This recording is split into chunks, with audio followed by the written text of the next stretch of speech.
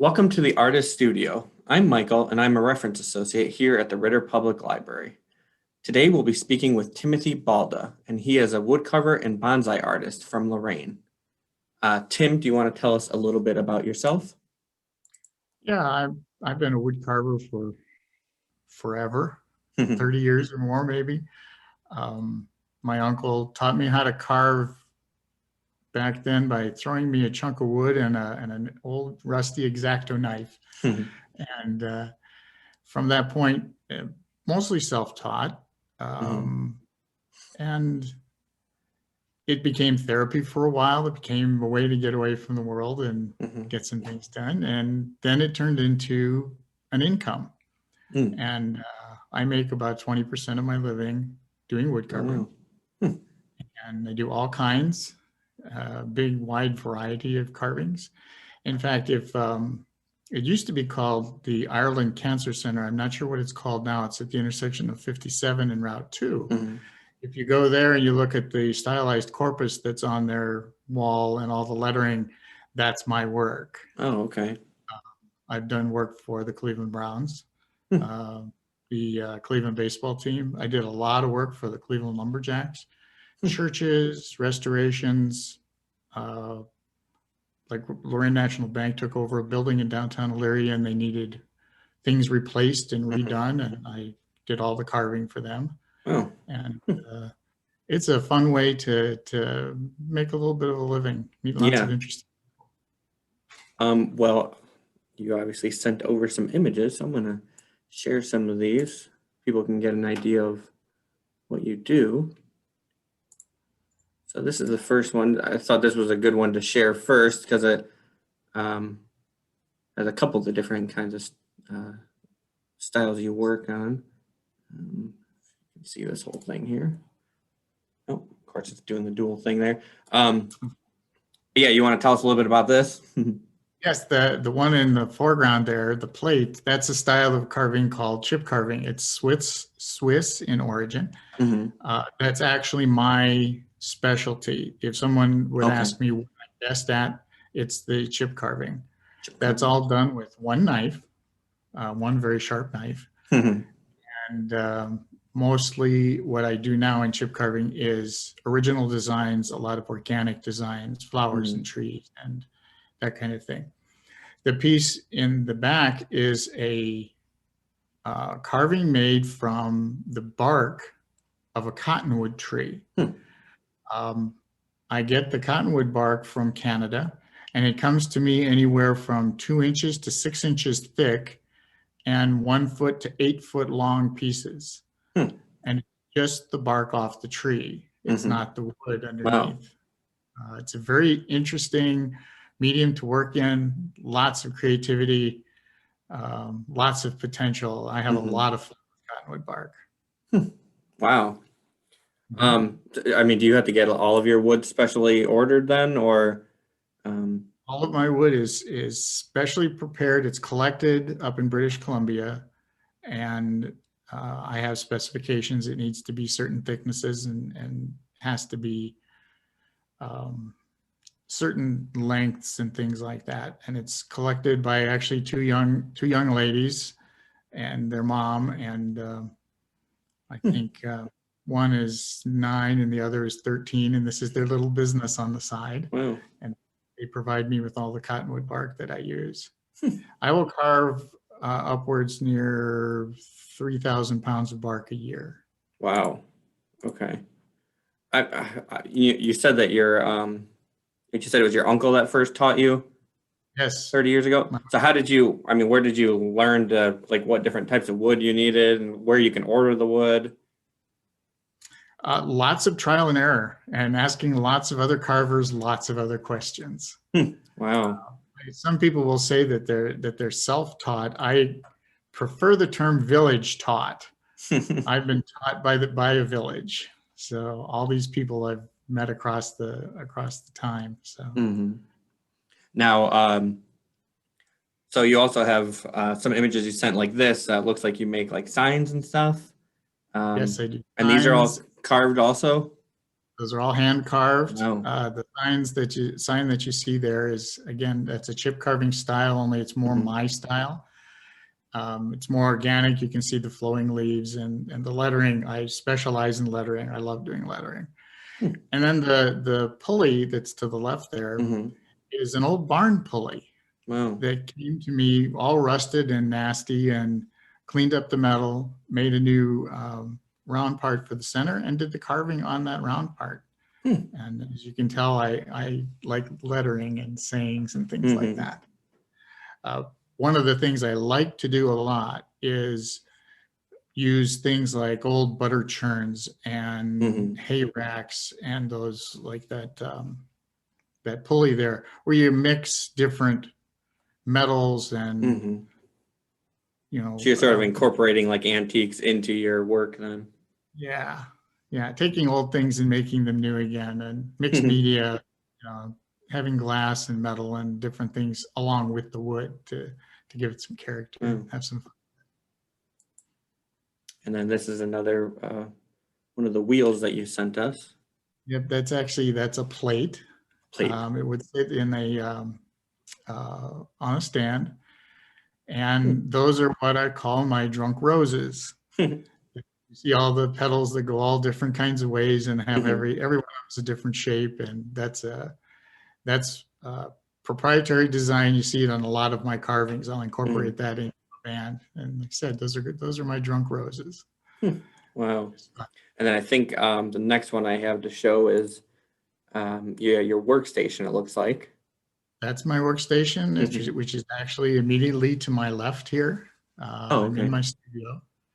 And it's nice because I can take that holding device there, and I often take it down to Main Street Beach and carve in the summertime because it's very portable. And that with a couple of clamps and a handful of tools, and I can spend an entire day down at Main Street and have a good time. So do you kind of just take the piece of wood and then do you have an idea before what you're going to carve into, or do you just kind of carve and whatever happens, happens? Pretty much whatever happens, happens. The wood does most of the work. Mother Nature does most of the work. I just try to peel away the extra and see what's underneath there. There are some times when I have something that's just square and plain, and then I can exercise more judgment. With a lot of the bark that you see, and you can see it in the corner there on that picture, Mother Nature does all the work, and she's already provided a great canvas, so I don't mess with it too much. All right. So now is this all wood that you've had shipped to you? That's all that's all cottonwood bark from British Columbia. Yeah. Wow. That's about maybe 1/10 of my stockpile. Oh, wow. Yeah. So do you have to like bring it inside for a while to let it dry before you work on it? How does that work? It comes to me dry. Okay. When they collect it, they have to clean it. They use a power washer and clean everything off of it, make it and scrub it down, and then it has to dry. And then when I get it, if the pieces are small enough, I'll wrap them and put them in the freezer just in case there are any, critters or something inside. And then there's a solution that I rinse it all off with to make sure there's no bacteria and that kind of thing. And then it's ready to carve. And then obviously another one of the plates that you made. That is how big is this one? That plate is 16 inches across. 16 inches, yeah. Wow. And I'm going to show some more with closer detail, but that must have taken forever to carve this. It did take forever to carve that. That is a classic example of Swiss style chip carving, and it's all done with a single knife, single knife, one cut at a time. Now you see those little rosettes, they're there in the center. There's like flower petals, and then all of the small jewels in there, and then the circle of jewels going around it. That is my own proprietary design. It's called Swiss lace. That little rosette is about 2 inches in diameter, and it takes 2.5 hours to carve just that one rosette. Wow. To give you an idea what it takes. Yes, I obviously very meticulous at it. Zooming Mhm. in, obviously, you see how detailed it is on even just a very small scale there. Yes. Again, those are about 2 inches in diameter, and about 2.5, 2 3/4 hours per rosette Yeah. for each one of those rosettes. Do you have any idea? Do you keep track of how long it takes you to make one of these? I used to. I don't anymore because I don't need to anymore. Yeah. I go through things so quickly. I will carve things very, very quickly because of having done it for 30 years. Yeah. So I move through things pretty fast, and it's just I am addicted to the feel of the tool going through the wood. That's the, and it doesn't matter what kind of tool. It can be a knife or a full-size tool. I don't use any power tools because I can't get that feel. Yeah. So It's probably a bigger risk of like the wood cracking probably too, right? With power tools and damaging the power wood in tools general. it just goes too fast. Yeah. It's just too fast. There are a lot of guys who do really nice carvings with power tools. It's just not my thing. It's just When not you're my working on something like this, that's obviously very detailed, and takes a long time, do you sometimes take a break and then go to a different project, or do you just stick with one project until it's done? I probably have 50 projects going right now, all in different stages. Yeah. Yes. And my wife will tell you it's probably more like 100. Yeah. I mean, that's understanding here. I mean, you gotta, when you're sitting there working on such a fine detail, I'm sure you just need a break sometimes. Mm-hmm. Do you have any tips, for people that are just first starting to get into wood carving or interested in art in general? Wood carving in particular, it's a good thing for people to search out a local carving club, and there are a couple of them. There's one in Parmer and there's one here in Lorain. Most of the time, they're very informal, and the main thing is with these carving clubs is you go there, ask a question. Don't ask a question you're not prepared to hear the answer for. Ask the question, listen to the answer, and of somebody that knows what they're doing, and it will keep you from slicing a finger off. Well, and then we have two more images that you sent over. Let me pull this up again. You can tell us a little bit more about these.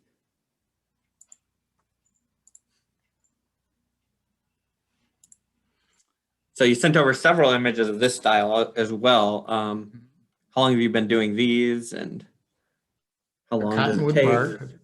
That's another piece of cottonwood bark, Mhm. and that's a lighthouse. Each one of those pieces that I do like that. I name them. There's generally a story that goes with them. Okay. That knife that you see in the picture is my chip carving knife. It's my primary tool. I do most of my work with that, and those are custom made for me to a very specific style and length and angle. There's a gentleman here in Ohio who's been making those for me for 25 years, and that's like a gnome house or a fairy house, a lighthouse, and it's made out of the cottonwood bark. That one took me about 2.5 hours to complete. Okay. Then I have another one here that you sent over as well. Yes, another that's a troll's house. That's a house for a troll, and also cottonwood bark. That's about an hour and a half worth of work for me. Wow. As you can see, I try to leave as much of the bark as possible. Mother Nature made it, might as well leave it there. Well, it's very unique art that you do. Interesting to have a wood carver to talk to. Trying to see if there's any other questions I really have. Obviously, you said you were taught by your uncle again, right?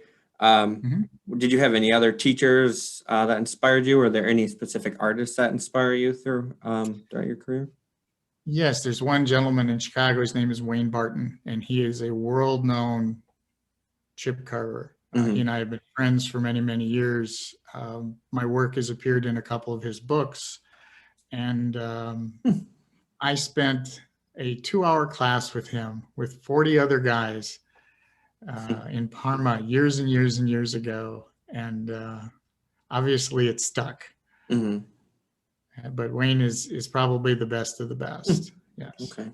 Yes. And then we didn't have any pictures of it, but obviously you see behind you, it looks like is that some of your bonsai art behind either of your shoulders? Those are a couple of Hinoki cypress, Chamaecyparis obtusa is their scientific name. And yes, I am a bonsai artist. It's actually part of my contemplative practices. It's part of my meditation practice. It's just a way to bring nature indoors when it's really crappy outside. Yeah.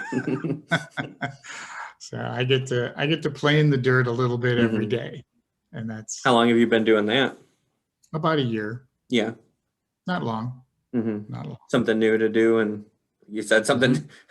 Bring nature in when it's 20 degrees outside. Exactly. If I can't be out on the lake fishing for walleye, then I'm bringing nature into my office. So absolutely. All right. Well, great. Thank you for your time, and yeah, thanks. Yeah, this has been fun. I appreciate the opportunity to just kind of talk about something that I really love. Yeah, and it's great for people to see different kinds of art and different styles, and how everyone got their starts, because obviously everyone starts differently too. So. And if they ever want to see any more, just have them come down to Main Street Beach in the summertime. I'll probably be there. And it looked like you also just frequently put pictures up on your Facebook too, right? Yes, I haven't added any for a little while, but I do. As I finish projects, I try to add them to the Facebook so people can pages. follow you on there and see what you're up to. All right. Well, thanks. Thank you.